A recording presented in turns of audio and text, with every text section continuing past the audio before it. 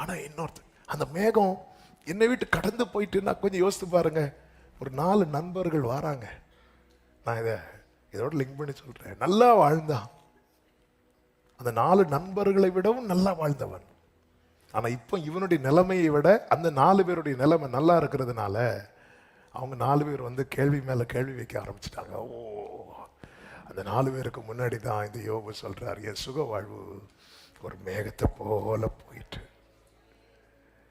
ஆகையால் இப்போது என் ஆத்துமா என்னில் முறிந்து போகிறது, என் உபத்திரவத்தின் நாட்கள் பிடித்து கொண்டேன். அப்படி கீழே நிறைய சொல்றாரு. அதுல ஒண்ணு பாருங்க, 18. நோயின் உக்கிரத்தினால் என் உடுப்பு வேறுபட்டு போயிட்டு. புரியுதா இந்த வார்த்தை? அந்த சீல் வடிஞ்சு ட்ரெஸ் கலரே சேஞ்ச் ஆயிட்டு. சுகம்லாம் இனி சுகமா? அது ஒரு மேகம் போல. இப்படிப்பட்ட புலம்பலோடு வேதனையோடு இருக்கிற உள்ளமே, கர்த்தருடைய செயலின் முடிவு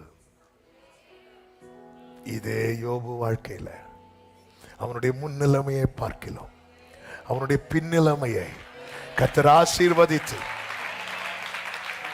வேதம் சொல்லுகிறது, அவன் நெடுநாள் இருந்து பூரண வயதுள்ளவனாய் 4 தலைமுறையாக தன் பிள்ளைகளை அவன் தேவனால இப்படிப்பட்ட நிலைமையில் இருக்கிறவனுக்கும் கீலேயாத்தை கொடுக்க முடியும், லீபனோனை கொடுக்க முடியும்.